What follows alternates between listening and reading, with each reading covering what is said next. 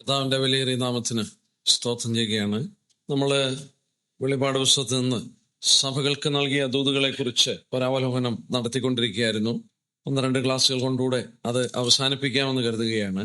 ദൈവം അനുവദിച്ചാൽ ഇന്ന് സർദീസ് സഭയ്ക്കുള്ള ദൂതും ഫിലദൽഫിയ സഭയ്ക്കുള്ള ദൂതും നമുക്ക് ചിന്തിച്ച് അവസാനിപ്പിക്കാനായിട്ട് ശ്രമിക്കാം. അടുത്ത ആഴ്ച ലവോദിക്ക സഭയുള്ള ബന്ധത്തിലും തുടർന്ന് ദൈവം അനുവദിക്കുന്നെങ്കിൽ ഭാവിയുള്ള ബന്ധത്തിലും ചിന്തിച്ചു കൊടുക്കുവാനായിട്ട് ശ്രമിക്കാം. പ്രവചനാത്മാവിൽ സഭയിൽ സംഭവിക്കുന്ന ആത്മീക വ്യതിയാനങ്ങളെ യേശുക്രിസ്തു മുമ്പ് കൂട്ടി പറഞ്ഞിരിക്കുന്ന വേദവാക്യങ്ങളാണ് ഈ 7 സഭയ്ക്ക് നൽകപ്പെട്ട ദൂതുകൾ. നമ്മൾ അതിൽ നിന്ന് വായിച്ചും പഠിച്ചും കൊണ്ടിരിക്കുകയായിരുന്നു. കഴിഞ്ഞ ആഴ്ച ത്വയഥൈര സഭയെക്കുറിച്ചുള്ള ദൂതാണ് നാം ചിന്തിച്ചത്. നീണ്ടു നിൽക്കുന്ന 1000 വർഷത്തോളം അന്ധകാരപൂർണമായ സഭയുടെ കാലളവിനെ പ്രതിനിധീകരിക്കുന്ന ദൂതാണ് ത്വയഥൈര കാലളവ്. എന്നാൽ അവിടെ നമ്മൾ ശ്രദ്ധിക്കുകയുണ്ടായി, കർത്താവിന്റെ വരവ് വരെ ഈ സഭ ഉണ്ടായിരിക്കും എന്നുള്ളതും ശ്രദ്ധിക്കുകയുണ്ടായി. ലോകത്തിൽ ഇന്ന് കാണപ്പെടുന്ന കാത്തലിക്സ് അതുപോലുള്ള സഭകള് ഇവിടെ പറഞ്ഞിരിക്കുന്ന ദൂതന്റെ ക്യാരക്ടേഴ്സ് എല്ലാം വിളിച്ചറിയിച്ചുകൊണ്ട് യേശുക്രിസ്തുവിന്റെ വരവ് വരെയും അല്ലെങ്കിൽ കഷ്ടകാലത്തിലും ഈ സഭ ഭൂമിയിൽ നിലനിൽക്കുമെന്നുള്ളത് കർത്താവ് സൂചിപ്പിച്ചിരിക്കുന്നത് 22-ാം വാക്യത്തിൽ വായിക്കുന്നു. നമുക്ക് ഇന്ന് സർദീസ് സഭയുടെ ദൂത് ആദ്യം ശ്രദ്ധിക്കാം. വെളിപാട് പുസ്തകം 3-ാം അധ്യായത്തിന്റെ ആദ്യത്തെ 5 വാക്യങ്ങൾ. സർദീസിലെ സഭയുടെ ദൂതൻ എഴുതുക: ദൈവത്തിന്റെ 7 ആത്മാവും 7 നക്ഷത്രവും ഉള്ളവൻ അരുളി ചെയ്യുന്നത്, ഞാൻ നിന്റെ പ്രവൃത്തി അറിയുന്നു. ജീവനുള്ളവൻ എന്ന് നിനക്ക് പേരുണ്ടെങ്കിലും നീ മരിച്ചവനാകുന്നു. ഉണർന്നുകൊള്ളുക, ചാവാറായ ശേഷിപ്പുകളെ ശക്തീകരിക്കുക. ഞാൻ നിന്റെ പ്രവൃത്തി എന്റെ ദൈവത്തിന്റെ സന്നിധിയിൽ പൂർണ്ണതയുള്ളതായി കണ്ടില്ല. ആകയാൽ നീ പ്രാപിക്കുകയും കേൾക്കുകയും ചെയ്തത് എങ്ങനെയെന്ന് ഓർത്ത് അത് കാത്തുകൊള്ളുകയും മനസ്സാന്തരപ്പെടുകയും ചെയ്യുക. നീ ഉണരാതിരുന്നാൽ ഞാൻ കള്ളനെ പോലെ വരും. ഏത് നാഴികയ്ക്ക് നിന്റെ മേൽ വരുമെന്ന് നീ അറിയുകയുമില്ല. എങ്കിലും ഉടുപ്പ് മലിനമാകാത്ത കുറെ പേർ സർദീസിൽ നിനക്കുണ്ട്. അവർ യോഗ്യന്മാരാകിയാൽ വെള്ള ധരിച്ചും കൊണ്ട് എന്നോടുകൂടെ നടക്കും. ജയിക്കുന്നവൻ വെള്ളയുടുപ്പ് ധരിക്കും. അവന്റെ പേർ ഞാൻ ജീവപുസ്തകത്തിൽ നിന്ന് മായ്ച്ചു കളയാതെ എന്റെ പിതാവിന്റെ സന്നിധിയിലും അവന്റെ ദൂതന്മാരുടെ മുമ്പിലും അവന്റെ പേർ ഏറ്റുപറയും. ആത്മാവ് സഭകളോട് പറയുന്നത് എന്തെന്ന് ചെവിയുള്ളവൻ കേൾക്കട്ടെ.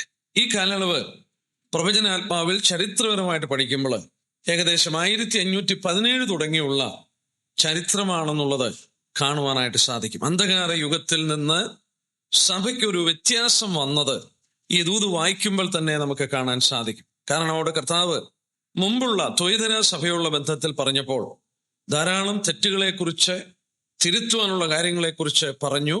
ആ വിധത്തിലുള്ള വലിയ തെറ്റുകളെക്കുറിച്ച് ഇവിടെ ഓർപ്പിക്കാതെ അവർ പ്രാപിക്കുകയും കേൾക്കുകയും ചെയ്ത് എന്തെന്ന് ഓർത്ത് അത് കാത്തുകൊള്ളുവാൻ പറയുമ്പോൾ ആ ത്വയഥൈര കാലയളവിന്റെ ശേഷം അവർക്കൊരു വ്യത്യാസമുണ്ടായി. അവരെന്തോ പ്രാപിക്കുകയും കേൾക്കുകയും ചെയ്തു. അത് സൂക്ഷിച്ചുകൊള്ളുവാനായിട്ട് കർത്താവ് സർദീസ് സഭയുടെ ദൂതന് എഴുതുന്നതായിട്ട് നാം കാണുകയാണ്. ഈ കാലഘട്ടത്തെക്കുറിച്ച് ഗൗരവപൂർണമായ ഒരു പഠനമായിരിക്കുന്നു ചരിത്രത്തിൽ. ഇത് പലരും ധരിക്കുന്ന പോലെ നവോത്ഥാനത്തിന്റെ റിഫോർമേഷൻ പീരീഡിന്റെ ചരിത്രമല്ല. റിഫോർമേഷൻ പീരീഡ് കഴിഞ്ഞ് സഭകൾ ഒരു നാമധേയമായ ഒരു അവസ്ഥയിലേക്ക് വീണ്ടും തിരിഞ്ഞു പോയ ഒരു സന്ദർഭം ചരിത്രത്തിൽ ഉണ്ടായി. മറ്റു വിധത്തിൽ ചിന്തിച്ചാൽ ഇന്നത്തെ നാമധേയ പ്രൊട്ടസ്റ്റൻസ് ഗ്രൂപ്പുകളുടെ ആവിർഭാവം ഈ ദൂതിൽ കൂടെ കാണാനായിട്ട് സാധിക്കുന്നു. ആ കാലയളവിലാണ് അത് സംഭവിച്ചിരിക്കുന്നത്. അവര് ജീവനുള്ളവനെന്ന് പേരുണ്ട്, എന്നാൽ മരിച്ചവനായി മാറി.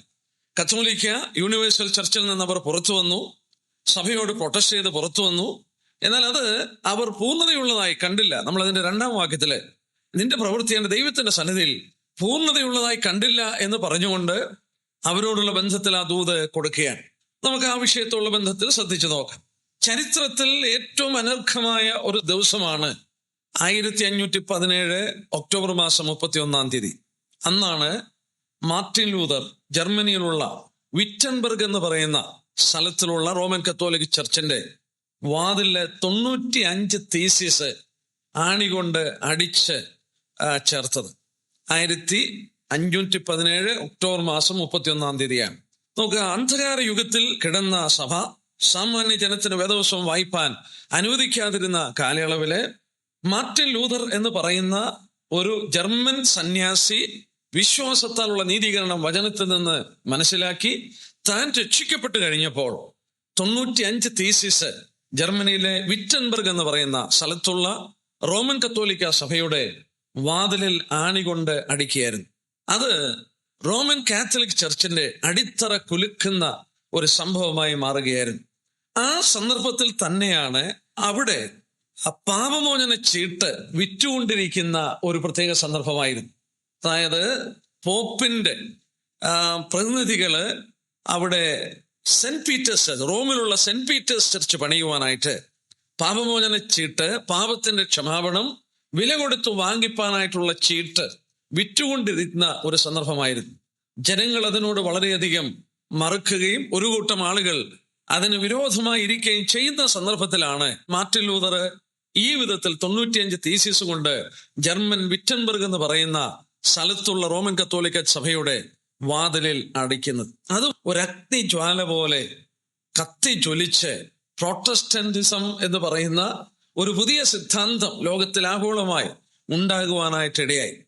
ലൂതറിനാൽ സംഭവിച്ച ഏറ്റവും വലിയ കാര്യം മനുഷ്യന്റെ ആചാരങ്ങളും, അതായത് റൈച്വൽസ് ആൻഡ് ഫോർമലിസം, അവരുടെ ആചാര അനുഷ്ഠാനങ്ങളിൽ നിന്ന് മനുഷ്യന്റെ ശ്രദ്ധയെ വചനത്തിലേക്ക് തിരിക്കുവാനായിട്ട് മാർട്ടിൻ ലൂതറിന് സാധിച്ചു. വാസ്തവത്തിൽ പിന്നീടുള്ള പ്രൊട്ടസ്റ്റന്റ് ചർച്ചിന്റെ നവോത്ഥാനം സംഭവിച്ച എല്ലാ സഭകളെയും എടുത്ത് പഠിച്ചു നോക്കിയാൽ അതിനെയൊക്കെ അടിത്തറ പാകിയത് മാർട്ടിൻ ലൂതറാണ്. അതായത് ഫോർമലിസത്തിലും അനുഷ്ഠാന ആചാരങ്ങളിൽ മാത്രം സഭ മുഴുകിയിരുന്ന് അവരുടെ മത നേതാക്കന്മാർ പറയുന്നത് മാത്രം വിശ്വസിച്ച് സാമാന്യ ജനം ബൈബിള് വായിക്കുവാൻ അനുവാദമില്ലാതെ കഴിഞ്ഞ കാലഘട്ടങ്ങളിൽ ജനത്തെ ആചാരാനുഷ്ഠാനങ്ങളിൽ നിന്ന് ദൈവവചനത്തിലേക്ക് ശ്രദ്ധ തിരിക്കുവാനായിട്ട് മാർട്ടിൻ ലൂതറിന് കഴിഞ്ഞു. അത് ഒരു നവോത്ഥാനത്തിന് തീജ്വാല കൊളുത്തുവാനായിട്ട് ഇടയായി മാറി.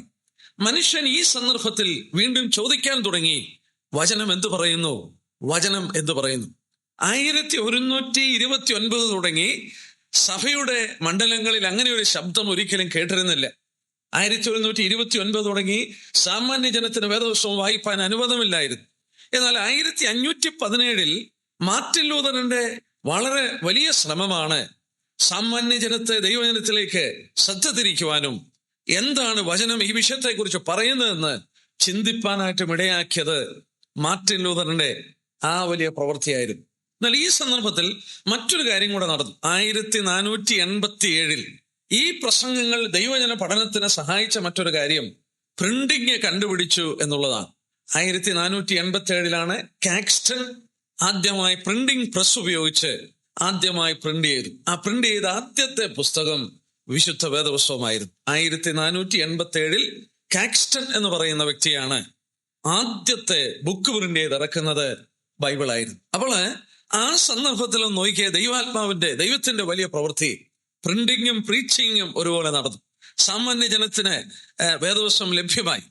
പുരോഹിതന്മാരുടെ കരത്തിൽ മാത്രം ഒതുങ്ങി നിന്ന വേദപുസ്തകം സാമാന്യ ജനത്തിന്റെ കരങ്ങളിൽ പ്രിന്റ് ചെയ്ത് ലഭിക്കാനും ഇത് പ്രസംഗിച്ചു തുടങ്ങുകയും വിശ്വാസ നീതീകരണം, അതായത് സഭ പറയുന്നത് തെറ്റാണെന്നുള്ളത് പഠിപ്പിക്കുവാനും വചനം എന്ത് പറയുന്നു എന്ന് മനുഷ്യനെ ചിന്തിപ്പിക്കുവാനും തിരിച്ചു കൊണ്ടുവന്ന കാലഘട്ടമായിരുന്നു നവോത്ഥാനത്തിന്റെ കാലഘട്ടം.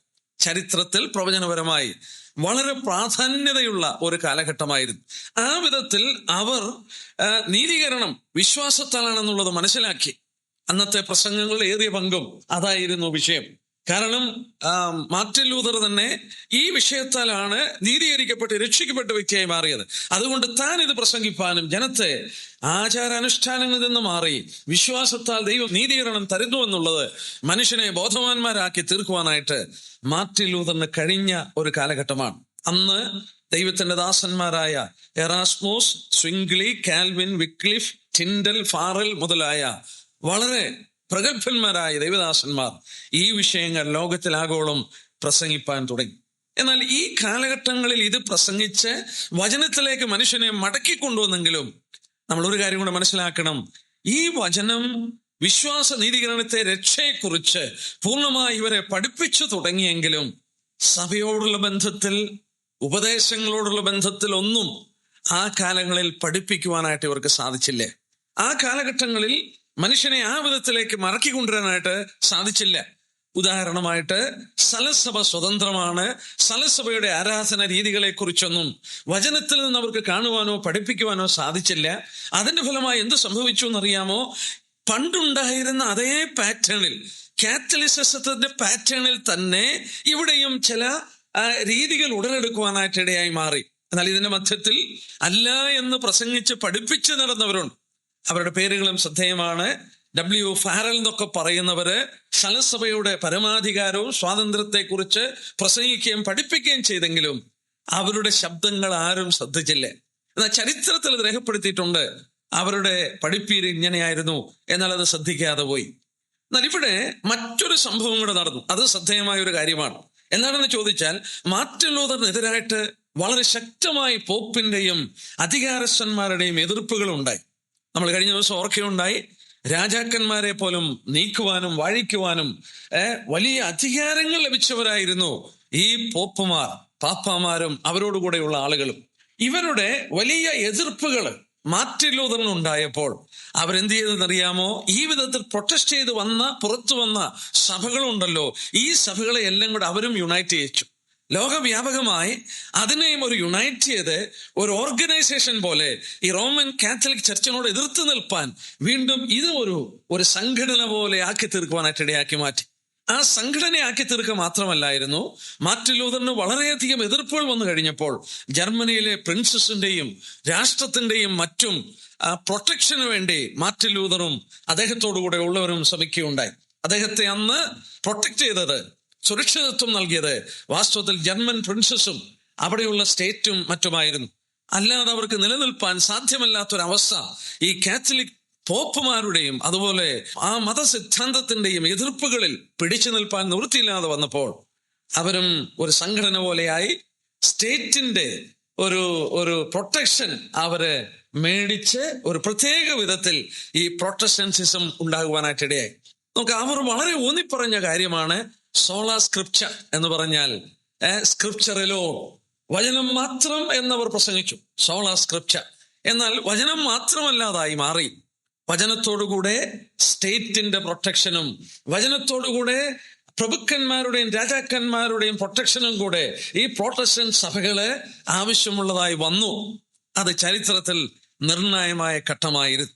ആ കാലഘട്ടങ്ങളിൽ കർത്താവായ യേശുക്രിസ്തു അവരോട് പറഞ്ഞ വാക്ക് ശ്രദ്ധേയമായിരിക്കുന്നു. നമുക്ക് നോക്കാം.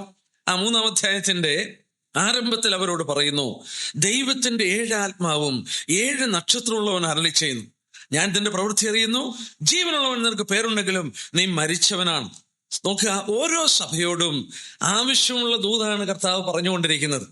ഈ സഭ എന്ത് സംഭവിച്ചു? താഴോട്ട് നമ്മൾ വായിക്കുമ്പോൾ, നീ ജീവനുള്ളവൻ നിനക്ക് പേരുണ്ട്. അതിന്റെ 1-ാം വാക്യത്തിന്റെ അവസാനം, ജീവനുള്ളവൻ നിനക്ക് പേരുണ്ടെങ്കിൽ നീ മരിച്ചവനാണ്. അതുകൊണ്ട് കർത്താവരോട് പറഞ്ഞു, ആകയാൽ നീ പ്രാപിക്കുകയും കേൾക്കുകയും ചെയ്ത് എന്തെന്നോർത്ത്. 3-ാം വാക്യം നോക്കിയേ, ആകയാൽ നീ പ്രാപിക്കുകയും കേൾക്കുകയും ചെയ്ത് എങ്ങനെയെന്നോർത്ത് അത് കാത്തുകൊള്ളുകയും മനസ്സാന്തരപ്പെടുകയും ചെയ്യാം. അവർ കേട്ടത് വിശ്വാസനീതീകരണമായിരുന്നു. എന്നാൽ കാലഘട്ടം അല്പം കഴിഞ്ഞപ്പോൾ രക്ഷിക്കപ്പെടാത്തവരെ കൊണ്ട് സഭ നിറയുവാൻ തുടങ്ങി. റോമൻ കത്തോലിസത്തിന്റെ ആചാരങ്ങളും അനുഷ്ഠാനങ്ങളും രീതികളും സഭയെ ഭരിക്കുന്ന രീതികളൊക്കെ ഈ പ്രൊട്ടസ്റ്റന്റിസത്തിനകത്തും അല്പകാലം കഴിഞ്ഞപ്പോൾ കടന്നു വരുവാനായിട്ട് ഇടയായി മാറി. യേശുക്രിസ്തു അവരോട് പറയുകയാണ്, എൻ്റെ കയ്യിൽ ദൈവത്തിന്റെ 7 ആത്മാവും 7 നക്ഷത്രവും ഉണ്ട്. 7 നക്ഷത്രം 1-ാം അധ്യായത്തിൽ നമ്മൾ പഠിച്ചു. അത് ദൈവത്തിന്റെ സഭയ്ക്ക് ദൂത് കൊടുക്കുന്നവരാണ്. 7 ആത്മാവുകൾ ആത്മാവിന്റെ പൂർണ്ണതയെ കാണിക്കുന്നു. എന്നാൽ ഇവിടെ കർത്താവ് എന്തുകൊണ്ടാണ് ഇത് രണ്ടും എടുത്ത് പറഞ്ഞത്? ഇത് രണ്ടും 7 ആത്മാക്കളും 7 നക്ഷത്രവും. 7 ആത്മാക്കൾ പരിശുദ്ധാത്മാവ്, 7 നക്ഷത്രം ദൈവത്തിന്റെ ദൂതറിയിക്കുന്ന ദൈവദാസന്മാർ, അല്ലെങ്കിൽ വചനത്തിന്റെ സ്ഥാനത്ത് നിൽക്കുന്നു. അപ്പോൾ കർത്താവ് ഈ സഭയോട് പറയുന്നതും അവർക്ക് ആവശ്യമായിരിക്കുന്നതും എന്താണെന്ന് ചോദിച്ചാൽ ദൈവാത്മാവിനെയും ദൈവത്തിന്റെ വചനത്തെയുമാണ്. കാരണം എന്താ? വീണ്ടും ജനനം സംഭവിക്കുന്നത് ഈ 2 വസ്തുതകൾ കൊണ്ടാണ്. നോക്കിയേ, അത് വളരെ ശ്രദ്ധേയമായിട്ടിരിക്കുന്നില്ലേ? ഈ സഭയ്ക്ക് ആവശ്യമായിരിക്കുന്നത് ദൈവത്തിന്റെ ആത്മാവിന്റെയും ദൈവത്തിന്റെ വചനത്തിന്റെയും പ്രവൃത്തിയാണ്. അതുകൊണ്ട് കർത്താവ് സഭയോട് പറയുകയാണ്, ദൈവത്തിന്റെ 7 ആത്മാവുള്ളവനും 7 നക്ഷത്രങ്ങൾ ഉള്ളവനും അരുളി ചെയ്യുന്നു, എന്റെ പക്കൽ അതുണ്ട്, നിങ്ങൾക്ക് ആവശ്യമുള്ളത് അതാണ്. മറ്റു വിധത്തിൽ പറഞ്ഞാൽ പരിശുദ്ധാത്മാവിന്റെയും ദൈവജനത്തിന്റെ ശുശ്രൂഷയാണ് നിങ്ങൾക്ക് ആവശ്യം. യോഹന്നാൻ 3:5 കർത്താവ് നിക്കോദീമോസിനോട് പറഞ്ഞ വാക്കറിയാം, വെള്ളത്താലും ആത്മാവിനാലും ജനിക്കണം, വചനത്താലും ആത്മാവിനാലും ജനിക്കണം. വീണ്ടും ജനനം സംഭവിക്കുന്നത് ദൈവത്തിന്റെ വചനത്താലും ദൈവത്തിന്റെ ആത്മാവിനാലുമാണ്. അത് നമുക്ക് വളരെ അറിയാവുന്ന വാക്യങ്ങളാണ്. 1 കൊരിന്ത്യർ 4:15 പൗലോസ് തന്നെ പറയുന്നുണ്ട്, നിങ്ങൾക്ക് ഗുരുക്കന്മാർ ഏറെ ഉണ്ടെങ്കിലും പിതാക്കന്മാർ ഏറെയില്ല. കൊരിന്ത്യരെ നോക്കി പറയുകയാണ്, ഞാനല്ലോ നിങ്ങളെ സുവിശേഷത്താൽ വീണ്ടും ജനിപ്പിച്ചത്. 1 പത്രോസ് 1:23 കെടുന്ന ബീജത്താലല്ല, കെടാത്തതിനാൽ ജീവനുള്ളതും നിലനിൽക്കുന്നതുമായ ദൈവജനത്താൽ തന്നെ നിങ്ങൾ വീണ്ടും ജനിച്ചിരിക്കുന്നു. ഫിലോമോന്റെ ലേഖനം 10-ാം വാക്യം, പൗലോസ് തടവിലിരിക്കുമ്പോൾ ഞാൻ ജനിപ്പിച്ച എൻ്റെ മകനായ ഒനോസിമോസ്. പൗലോസ് തടവിലിരുന്നപ്പോൾ ജനിപ്പിച്ചു. അവിടെ സ്നാനമില്ല, അവിടെ ജയിലിൽ കിടക്കുമ്പോൾ സ്നാനമോ കർമ്മങ്ങളോ ഇല്ല. കഴിഞ്ഞ ദിവസവും ഞാൻ ചൂണ്ടിക്കാണിക്കുകയായിരുന്നു, കൊരിന്ത്യർ ലേഖനം തന്നെ വേണമെന്ന് എടുക്കാം. ഈ രക്ഷയ്ക്ക് വാസ്തവത്തിൽ വീണ്ടും ജനനത്തിന് സ്നാനം പോലും ഇല്ല എന്നുള്ളത് ആ ഭാഗത്ത് നിന്ന് നമ്മൾ പരിശോധിച്ചാൽ കാണാൻ സാധിക്കും. 1 കൊരിന്ത്യർ 4-ാം അധ്യായത്തിന്റെ 5-ാം വാക്യം പൗലോസ് കൊരിന്ത്യരെ നോക്കി പറയുന്ന വാക്കാണ്. 1 കൊരിന്ത്യർ 4-ാം അധ്യായത്തിന്റെ 15-ാം വാക്യം നോക്കുകയും, നിങ്ങൾക്ക് 10,000 ഗുരുക്കന്മാരുണ്ടെങ്കിലും പിതാക്കന്മാർ ഏറെയില്ല. ക്രിസ്തുയേശുവിൽ ഞാനല്ലോ നിങ്ങളെ സുവിശേഷത്താൽ ജനിപ്പിച്ചത്. കൊരിന്ത്യ സഭയുടെ ആത്മിക പിതാവെന്ന് പറയുന്നത് പൗലോസാണ്. പൗലോസ് അവരോട് പറയാ, നിങ്ങൾക്ക് അനേക ഗുരുക്കന്മാരുണ്ടായിരിക്കാം, അനേകർ നിങ്ങളെ പഠിപ്പിച്ചു കാണും, പക്ഷെങ്കിൽ നിങ്ങൾക്ക് പിതാവായിരിക്കുന്നത് ഞാനാണ്. എന്നാൽ അതേ ലേഖനത്തിൽ 1-ാം അധ്യായത്തിന്റെ 15-ാം വാക്യം നോക്കി, 1-ാം അധ്യായത്തിന്റെ 15-ാം, അതോട് ചേർത്ത് വായിച്ചെങ്കിലേ അത് ഗ്രഹിപ്പാൻ കഴിയുള്ളൂ. അതേ ലേഖനം 1 കൊരിന്ത്യർ 1:15 പൗലോസ് ഇങ്ങനെ പറയുന്നു, 14 തൊട്ട് വായി, എന്റെ നാമത്തിൽ ഞാൻ സ്നാനം കഴിപ്പിച്ചെന്ന് ആരും പറയാതെ വണ്ണം ക്രിസ്പോസിനെയും ഗായോസിനെയും ഒഴികെ നിങ്ങളിൽ ആരെയും ഞാൻ സ്നാനം കഴിപ്പിക്കാൻ ഞാൻ എൻ്റെ ദൈവത്തിന് സ്തോത്രം ചെയ്തു. പൗലോസ് കൊരിന്ത്യയിലുള്ള ക്രിസ്പോസിനെയും ഗായോസിനെയും മാത്രമേ സ്നാനം കഴിപ്പിച്ചിട്ടുള്ളൂ, വേറെ ആരെയും സ്നാനം കഴിപ്പിച്ചിട്ടില്ല. എന്നാൽ ആ കൊരിന്ത്യരെ നോക്കി പൗലോസ് പറയുന്നു, ഞാനാണ് നിങ്ങളുടെ ആത്മീയ പിതാവ്, നിങ്ങളെ സുവിശേഷത്താൽ ജനിപ്പിച്ചത് ഞാനാണ്. ഞാൻ ഒരു ആർഗ്യുമെന്റ് ഇവിടെ കൊണ്ടുവരികയാണ്. വീണ്ടും ജനനം സ്നാനത്താൽ കൂടെയാണ് ലഭിച്ചിരുന്നതെങ്കിൽ പൗലോസിന് ഈ 1 കൊരിന്ത്യർ 4:15 വാക്യം പറയാൻ സാധിക്കുകയില്ല. 1 കൊരിന്ത്യർ 4:15 പൗലോസിന് പറയാൻ സാധിക്കില്ല, ഞാനാണ് നിങ്ങളുടെ ആത്മീയ പിതാവെന്ന് അവരെ നോക്കി പറയാൻ കഴിയില്ല. കാരണം എന്നാ? പൗലോസ് പറയുന്നു, ഞാൻ സുവിശേഷം മൂലമാണ് നിങ്ങളെ ജനിപ്പിച്ചത്, സ്നാനം മൂലമല്ല. പൗലോസ് ആ കൊരിന്ത്യരോട് പറയുന്നു, ഞാൻ അവിടെ 2 പേരെ, ക്രിസ്പോസിനെയും ഗായോസിനെയും അല്ലാതെ ആരെയും സ്നാനപ്പെടുത്തിയിട്ടില്ല. അപ്പോൾ ഇവിടെ നിന്ന് പൗലോസിന്റെ വാക്കുകളിൽ നിന്ന് ഒരു കാര്യം തെളിയുന്നുണ്ട്, വീണ്ടും ജനനത്തിന് സ്നാനം ആവശ്യമില്ലേ. വീണ്ടും ജനനം ദൈവത്തിന്റെ വചനത്താലും പരിശുദ്ധാത്മാവിലുമാണ്.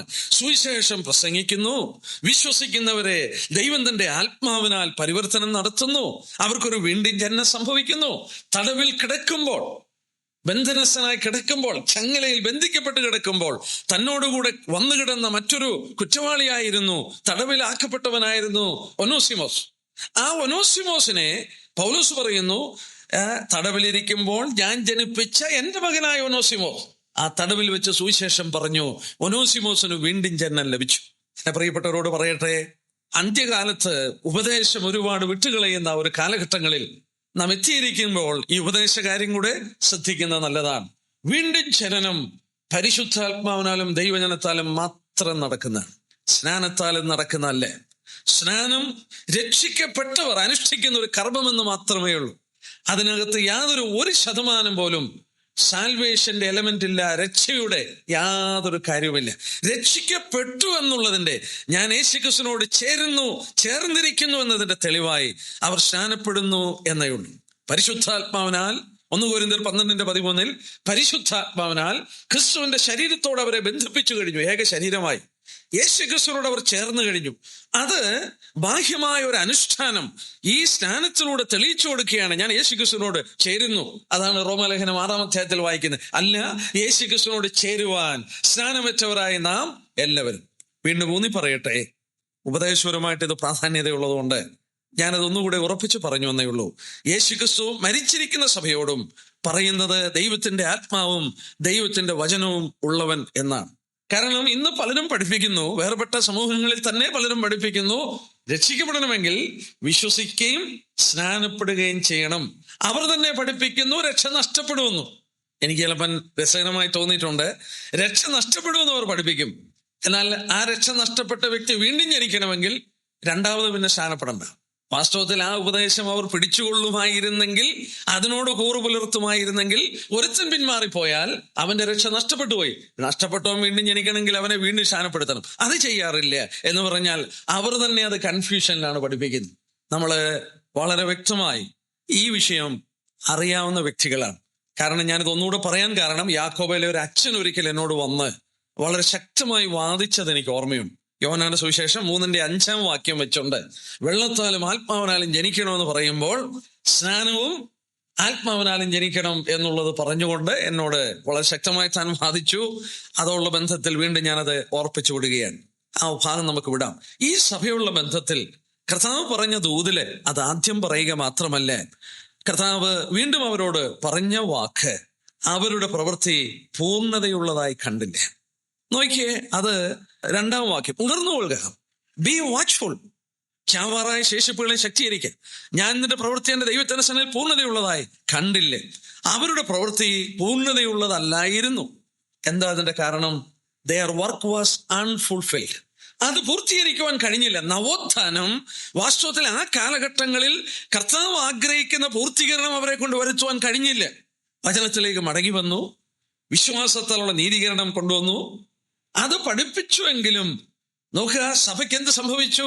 വീണ്ടും സഭ ആ കത്തോലിസിസത്തിന്റെ സിസ്റ്റം പോലെ തന്നെ വേറെ ഒരു സിസ്റ്റം ഉള്ളതാക്കി ഇതിനെ തീർത്തു. നമ്മൾ പഠിച്ചു നോക്കിയാൽ ചരിത്രം തന്നെ നമ്മെ പഠിപ്പിക്കുന്നു. കാത്തലിക് പ്രീസ്റ്റിന് പകരം അവർ പുതിയ ക്ലർജീസിനെ, അവരുടെ പുരോഹിതന്മാരെ അവർ കൊണ്ടുവരാൻ തുടങ്ങി. ആ ഭാഗം ഞാൻ വായിച്ചപ്പോൾ ഇങ്ങനെയാണ് എനിക്ക് മനസ്സിലാക്കാൻ സാധിച്ചത്. ചരിത്രത്തിൽ അതുള്ള ബന്ധത്തിൽ അപഗ്രഥിച്ച ദൈവദാസന്മാർ പറയുന്നു, ഈ റിഫോർമേഷന്റെ കാലയളവിന്റെ ആരംഭഘട്ടത്തിൽ പ്രസംഗിച്ച പ്രാസംഗികന്മാർ they were genuinely converted born again people. വാസ്തവമായി രക്ഷിക്കപ്പെട്ട born again, വീണ്ടും ജനിച്ച ദൈവമക്കളായിരുന്നു, ദൈവദാസന്മാരായിരുന്നു ഈ നവോത്ഥാനത്തിന്റെ ആദ്യ കാലഘട്ടങ്ങളിൽ പ്രസംഗിച്ച ദൈവദാസന്മാർ. എന്നാൽ സംഭവിച്ചെന്താണെന്നറിയാമോ?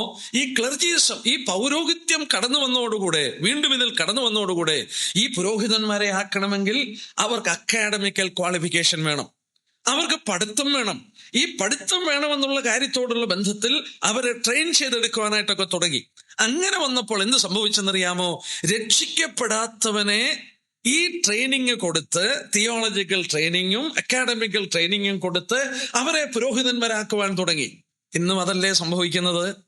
വീണ്ടും ജനിക്കാത്തവരെ കൊണ്ട് ദൈവിക ശുശ്രൂഷകൾ ചെയ്യുവാൻ അക്കാഡമിക്കൽ ക്വാളിഫിക്കേഷന് പ്രാധാന്യത കൊടുത്തുകൊണ്ട് അവരെ പഠിപ്പിച്ച് അവരെ പുരോഹിതന്മാരായി ഉയർത്തുന്ന ഒരു കൂട്ടം പ്രൊട്ടസ്റ്റന്റ് ഗ്രൂപ്പുകളല്ലേ നമ്മുടെ ചുറ്റും. അതിവിടെ ആരംഭിച്ചതാണ്. എന്തുകൊണ്ടാണ്? ഈ നവോത്ഥാനത്തിന്റെ ആദ്യ കാലഘട്ടങ്ങളിൽ വീണ്ടും ജനിച്ചവരായിരുന്നു പ്രാസംഗികന്മാർ, ദൈവദാസന്മാർ. എന്നാൽ കാലമൽപ്പം കഴിഞ്ഞപ്പോൾ ആ റോമനിസം പോലെ, ആ റോമൻ മതസംഹിത പോലെ തന്നെ വേറെ ഒരു സംഹിതയാക്കി മാറ്റിയപ്പോൾ ഉന്നത ക്വാളിഫിക്കേഷനും ഒക്കെ ഉള്ളവരെ ഈ സഭയുടെ പുരോഹിതന്മാരാക്കി തീർക്കുവാൻ വേണ്ടിയുള്ള ശ്രമത്തിൽ ക്വാളിഫിക്കേഷനും തിയോളജിക്കൽ ട്രെയിനിങ്ങും കൊടുത്ത് വീണ്ടും ജനിക്കാത്തവരെ സഭയുടെ ശുശ്രൂഷകന്മാരാക്കി തീർത്തു. ഞാൻ ചോദിച്ചോട്ടെ, അവർ നയിക്കുന്ന സഭകളുടെ സ്ഥിതി എങ്ങനെയായിരിക്കും? യേശുക്രിസ്തു അതുകൊണ്ടാണ് അവരോട് പറഞ്ഞത്, നിനക്കൊരു പേരുണ്ട്. 1-ാം വാക്യത്തിന്റെ അവസാനം, ജീവനുള്ളവനെന്ന് നിനക്ക് പേരുണ്ട്. You have A name, you have acquired A name. നീ ഒരു പേര് സമ്പാദിച്ചു, പക്ഷേ നീ മരിച്ചവനാണ്. നീ ഒരു പേര് സമ്പാദിച്ചു, നീ മരിച്ചവനാണ്. എന്തൊരു അപകടമാണ്! ഈ പ്രൊട്ടസ്റ്റന്റ് ഗ്രൂപ്പുകൾ എങ്ങനെ ഉണ്ടായി? എന്നാൽ അവരുടെ മധ്യത്തിൽ എങ്ങനെ മരിച്ചവർ കടന്നു വന്നു? ഒരു പേര് അവർ സമ്പാദിച്ചു. ഇനി ഈ പേരിനോടുള്ള ബന്ധത്തിൽ ഇവിടെ നമ്മൾ ജീവനുള്ളവരെന്ന് നിനക്ക് പേരുണ്ട്. നമ്മൾ വീണ്ടും ഈ കാലഘട്ടത്തെ കുറിച്ച് വിലയിരുത്തിയാൽ, സഭാചരിത്രം മുഴുവൻ ഇന്ന് വരെയുള്ള സഭാചരിത്രം പഠിച്ചാൽ, പേരുകളെ ആസ്പദമാക്കി സഭകൾ ഉണ്ടായ ഒരു കാലഘട്ടവും ഇതായിരുന്നു. പേരുകളെ അടിസ്ഥാനമാക്കി അനേക പ്രൊട്ടസ്റ്റന്റ് ഗ്രൂപ്പുകൾ ഉണ്ടായി. അങ്ങനെ സഭകൾ ഉണ്ടായ ഒരു കാലഘട്ടം ചരിത്രത്തിൽ മറ്റൊരു കാലഘട്ടത്തിലില്ല. ഉദാഹരണമായിട്ട് ലൂഥറിന്റെ പേരിൽ ലൂഥറനിസം സ്റ്റാർട്ട് ചെയ്തു, കാൽവിന്റെ പേരിൽ കാൽവിനിസം സ്റ്റാർട്ട് ചെയ്തു, വെസ്ലിയുടെ പേരില് മെതോഡിസം സ്റ്റാർട്ട് ചെയ്തു. ഓരോ ഉന്നത നേതാക്കന്മാരുടെ പേരിൽ സഭകൾ സ്ഥാപിക്കപ്പെടുവാൻ തുടങ്ങി. ജർമ്മനിയിൽ ലൂഥറിന്റെ പേരിൽ അത് കടന്നു വന്നു. കാൽവിന്റെ പേരിൽ കാൽവിനിസം വന്നു. വെസ്ലിയുടെ പേരിൽ മെതോഡിസം വന്നു. ഇംഗ്ലണ്ടിൽ ആ രാഷ്ട്രത്തിൻ്റെതായ ഒരു സഭ പോലെ ആംഗ്ലിക്കൻ ചർച്ച് കടന്നു വന്നു. ജർമ്മനിയുടെ സ്റ്റേറ്റ് സഭ ലൂതറൻ ചർച്ച് കടന്നു വന്നു. നോക്കിയേ, ഇതെല്ലാം പ്രൊട്ടസ്റ്റന്റ് ഗ്രൂപ്പുകളാണെങ്കിലും ഓരോ പേരിനെ ആസ്പദമാക്കി സഭകളോട് എടുക്കുവാൻ തുടങ്ങി. അവരവരുടേതായ ആചാരാനുഷ്ഠാനങ്ങളും ലിറ്റർജിയും ഒക്കെ എഴുതി പിടിപ്പിച്ച്, പ്രാർത്ഥനകളും ഒക്കെ എഴുതി പിടിപ്പിച്ച്, അവരുടേതായ ഒരു രീതിയും പ്രാർത്ഥനയും ആരാധനയും രീതികളൊക്കെ വന്നപ്പോൾ അവിടെയെല്ലാം ഒരു കാര്യം ശ്രദ്ധിപ്പാൻ കഴിയുമെന്ന് ദൈവദാസന്മാർ അപഗ്രഥിച്ചു പറയുന്നു: അവിടെയെല്ലാം വചനത്തിന് അത്ര പ്രാധാന്യത കൊടുത്തില്ല, ദൈവവചനത്തിന് അത്ര സ്ഥാനം കൊടുത്തില്ല. ദൈവവചനത്തിന് കൊടുക്കേണ്ട സ്ഥാനത്തിന് പകരം മറ്റ് പല കാര്യങ്ങളിൽ ആ ആചാര അനുഷ്ഠാനങ്ങളും അവരുടേതായ ലിറ്ററേച്ചറിക്കും മറ്റും പേര് കൊടുത്ത് പുസ്തകങ്ങളും പ്രാർത്ഥന പുസ്തകങ്ങളും ഒക്കെ ഓരോ സഭകളും ഇറക്കുവാൻ തുടങ്ങി. അത് വെറും ആചാരമായി മാറി. തിരിച്ച് നമ്മൾ ചരിത്രം അപഗ്രഥിച്ചാൽ ഇസ്രയേലിന്റെ മധ്യത്തിലും ഇത് തന്നെ സംഭവിച്ചു. വേണേ 1-2 വാക്യങ്ങളും നോക്കാം. അത് ഈ കാലഘട്ടത്തോടുള്ള ബന്ധത്തിൽ ഇന്നും നിലനിൽക്കുന്ന സഭകളാകയാൽ നമുക്കിത് ശ്രദ്ധേയമായി, മാത്രമല്ല അങ്ങനെയുള്ളവരോടൊന്ന് ചൂണ്ടിക്കാണിക്കാനും നല്ല വാക്യങ്ങളാണ്. യെശയ്യാ പ്രവചനം 29-ാം അധ്യായം നോക്കിയേ. ഐശയ്യാ 29. ദൈവം നമ്മളിൽ നിന്ന് ആഗ്രഹിക്കുന്നത് സത്യത്തിലും ആത്മാവിലുമുള്ള ആരാധനയാണ്. It should be in truth and it should be from the spirit. ആത്മാവിലും സത്യത്തിലുള്ള ആരാധന. എന്നാൽ യെശയ്യാ 29-ന്റെ 13-ാം അധ്യായത്തിൽ യഹൂദനോട് ദൈവം പറയുന്ന ആ കാര്യങ്ങൾ പറയുമ്പോൾ ഇങ്ങനെ പറയുന്നു: ഈ ജനം അടുത്തു വന്ന് വായ് കൊണ്ടും അധരം കൊണ്ടും എന്നെ ബഹുമാനിക്കുന്നു, എങ്കിലും തങ്ങളുടെ ഹൃദയത്തെ അവർ എങ്കിൽ നിന്ന് ദൂരെ തകറ്റി വെച്ചിരിക്കുന്നു. എന്നോടുള്ള അവരുടെ ഭക്തി മനഃപ്പാടമാക്കിയ മനുഷ്യ കൽപ്പന അത്രേ. എത്ര സത്യമാണ്! ഒരു കാലഘട്ടത്തിൽ യഹൂദനെ നോക്കി ദൈവം പറഞ്ഞു, എന്നോടുള്ള അവരുടെ ഭക്തി മനഃപ്പാടമാക്കിയ മനുഷ്യ കൽപ്പനയാണ്. ആ ലിറ്റർജി ബുക്കുകളൊക്കെ കാണാതറിയാം. പള്ളിയിൽ പോയി നിന്നാൽ ആ പുസ്തകങ്ങളൊക്കെ കാണാതെ മുഴുവൻ പറയും. ഇതെല്ലാം മനഃപ്പാടമാക്കിയ മാനുഷിക കൽപ്പനകളായി മാറി. എന്നാൽ ദൈവം ആഗ്രഹിക്കുന്ന ആരാധന എന്താണ്? ദൈവം ആഗ്രഹിക്കുന്ന ആരാധന it should be from the spirit. മനുഷ്യന്റെ ഉള്ളിൽ നിന്ന്, നന്ദിയിൽ നിന്ന്, അവന്റെ ആത്മാവിൽ നിന്ന് പൊന്തി വരേണ്ടതാണ് ആരാധന. ശമരിയക്കാരത്തെ സ്ത്രീയോട് പറഞ്ഞില്ലേ, അത് ഉള്ളിൽ നിന്ന് പൊങ്ങി വരുന്ന നീറുറയായി മാറും. ദൈവം അതുമാത്രം പ്രസാദിക്കുന്നു. ഇതിൽ ദൈവം പ്രസാദിക്കുന്നില്ല. വേറെ ഒരു വാക്യം എസെക്കിയേൽ 33-ന്റെ 31 നമ്മൾ ഇങ്ങനെ വായിക്കുന്നു: സംഘം കൂടി വരുന്നത് പോലെ അവർ നിന്റെ അടുക്കൽ വന്ന് എന്റെ ജനമായിട്ട് നിന്റെ മുമ്പിൽ ഇരുന്ന് നിന്റെ വചനങ്ങളെ കേൾക്കുന്നു, എന്നാൽ അവർ അവയെ ചെയ്യുന്നില്ല. വായ് കൊണ്ട് അവർ വളരെ സ്നേഹം കാണിക്കുന്നു, ഹൃദയമോ ദുരാഗ്രഹത്തെ പിന്തുടരുന്നു. ആ വാക്യം നോക്കിയേ. സംഘം കൂടി വരുന്നത് പോലെ അവർ നിന്റെ അടുക്കൽ വന്ന് എന്റെ ജനമായിട്ട് നിന്റെ മുമ്പിൽ ഇരുന്ന് നിന്റെ വചനങ്ങളെ കേൾക്കുന്നു, എന്നാൽ അവർ അവയെ ചെയ്യുന്നില്ല. വായ് കൊണ്ട് അവർ വളരെ സ്നേഹം കാണിക്കുന്നു, ഹൃദയമോ ദുരാഗ്രഹത്തെ പിന്തുടരുന്നു.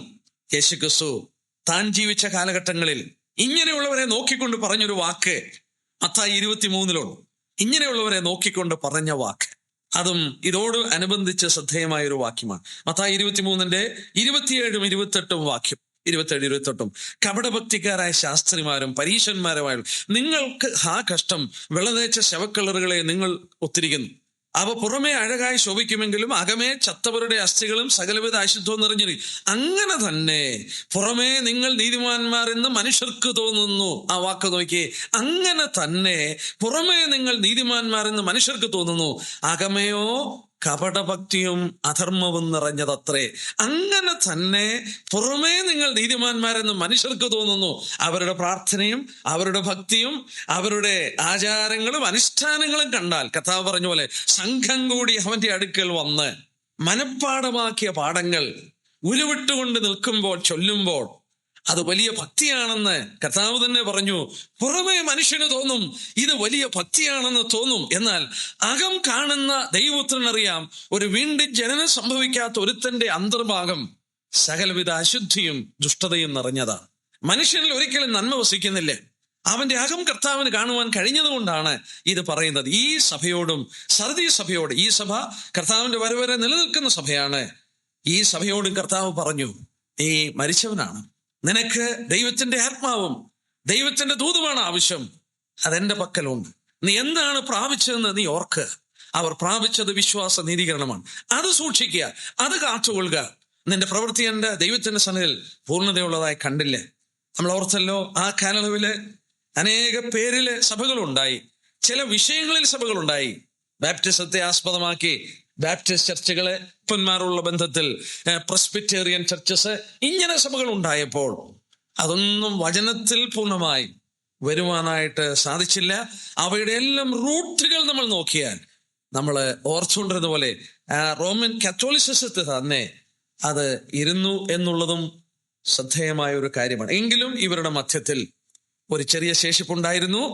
മാത്രമല്ല, ഇങ്ങനെയുള്ള സഭകൾ ഉണരാതിരുന്നാൽ, രക്ഷിക്കപ്പെടാതിരുന്നാൽ കർത്താവ് അവരോട് പറയുന്നുണ്ട് 3-ാം വാക്യത്തിൽ, ഉണരാതിരുന്നാൽ ഞാൻ കള്ളനെ പോലെ വരും, കള്ളനെ പോലെ വരും, ഏത് നാഴികയ്ക്ക് നിന്റെ മേൽ വരുമെന്ന് നീ അറിയുകയും. കർത്താവായ യേശുക്രിസ്തുവിന്റെ മധ്യാകാശ വരവിനെ കുറിച്ചാണ് അത് പറയുന്നത്. നമ്മൾ ഇതിനു മുമ്പുള്ള സഭയെക്കുറിച്ച് പഠിച്ചപ്പോഴും യേശുക്രിസ്തുവിന്റെ വരവിനെ കുറിച്ച് അവിടെ പരാമർശമുണ്ട്. മഹാകഷ്ടത്തിലാക്കി കളയും. ഇവിടെയും കർത്താവിന്റെ വരവിനെ കുറിച്ച് പരാമർശമുണ്ട്. യേശുക്രിസ്തുവിന്റെ 2-ാം വരവ് വരെ ഈ സർദീസ് സഭയുടെ സ്വഭാവമുള്ള സഭകൾ ഭൂമിയിൽ ഉണ്ടായിരിക്കുമെന്നുള്ളത് അവിടെ തന്നെ തെളിയിക്കപ്പെടുകയാണ്. എത്രയോ ശ്രദ്ധയോടുകൂടെ നാം ഈ കാര്യങ്ങൾ നോക്കി മറ്റുള്ളവരെ പഠിപ്പിക്കുവാനും പറഞ്ഞു കൊടുക്കുവാനും നാം ബാധ്യസ്ഥരാണ്. പ്രവചന ദൃഷ്ടിയിൽ ആ ഭാഗം ഞാനിവിടെ അവസാനിപ്പിക്കുകയാണ്.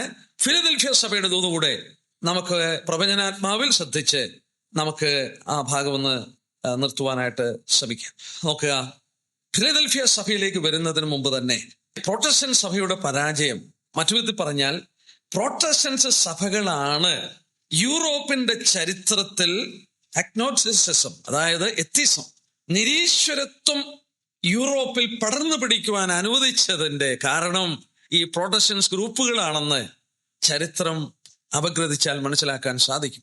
ഫിലദൽഫിയ സഭയുടെ ദൂത് ആ കാലഘട്ടങ്ങളിൽ ഈ അഗ്നോസ്റ്റിസിസം അല്ലെങ്കിൽ എത്തിസം, ഇത് രണ്ടും, നിരീശ്വരത്വവും ദൈവമില്ല എന്നുള്ള വാദം യൂറോപ്പിൽ പ്രബലമായ ഒരു കാലഘട്ടം ഉണ്ടായിരുന്നു. ആ കാലഘട്ടങ്ങളിലാണ് ഫിലദൽഫിയ കാലയളവും എന്നുള്ളത് ശ്രദ്ധേയമായ ഒരു കാര്യമാണ്. നോക്കാം, നമ്മൾ ഓർത്തതുപോലെ ഈ പ്രൊട്ടസ്റ്റന്റ് ഗ്രൂപ്പുകള്, നവോത്ഥാനത്തിന്റെ ശേഷമുള്ള പ്രൊട്ടസ്റ്റന്റ് ഗ്രൂപ്പുകള് ഏതു വിധത്തിലായി മാറിയെന്നുള്ളത് നമ്മൾ ഓർത്തു. മാറിയെന്ന് മാത്രമല്ല, ഇവര് ഈ കാലയളവിൽ ചില ഗ്രന്ഥങ്ങളൊക്കെ എഴുതിയപ്പോൾ ഫ്രഞ്ച് റവല്യൂഷൻ, അതായത് ഫ്രഞ്ച് വിപ്ലവം നടന്നത് ചരിത്രത്തിൽ നിർണായകമായ ഒരു കാലഘട്ടമായിരുന്നു. അത് 1793 ഫ്രഞ്ച് വിപ്ലവം നടന്നത്. 1793. ഈ ഫ്രഞ്ച് വിപ്ലവം നടന്ന കാലഘട്ടങ്ങളിൽ യൂറോപ്പിൽ അവിശ്വസ്തതയും നിരീശ്വരത്വത്തിന്റെ വാദങ്ങളും അവിടെ ആകമാനം പടരുവാനായിട്ട് ഇടയായി. അത് പടരുവാനിടയായത് പഴയ നിയമ പഠനത്തിന് വേണ്ടി ഒരു ബുക്ക് ജെ.ജി. ഇക്രോൺ എന്ന് പറയുന്ന മനുഷ്യൻ ഒരു പുസ്തകം എഴുതി, ഓൾഡ് ടെസ്റ്റ്മെന്റ് ഇൻട്രഡക്ഷൻ. 1787 അദ്ദേഹം എഴുതിയതാണ്. പഴയ നിയമ പഠനത്തിന് വേണ്ടി ഒരു ഗ്രന്ഥം അദ്ദേഹം ഒരു കമന്ററി പോലെ എഴുതിയപ്പോൾ, മനുഷ്യന്റെ കയ്യിൽ അത് കിട്ടിയപ്പോൾ സാമാന്യ ജനത്തിന് അനേക സംശയങ്ങൾ ഉടലെടുത്തു. പഴയ നിയമത്തിലെ പല കാര്യങ്ങളും സത്യമാണോ എന്ന് സംശയമുണ്ടായി. അങ്ങനെ വന്നപ്പോൾ അതിനോടുള്ള ബന്ധത്തിൽ ആ കാലയളവിൽ മറ്റ് ചില ഗ്രന്ഥങ്ങൾ പുറത്തു വന്നു, ചില പഠനങ്ങൾ പുറത്തു വന്നു. പ്രിൻസിപ്പിൾ ഓഫ് ജിയോളജി, ഇന്നത്തെ പഠന ഗ്രന്ഥ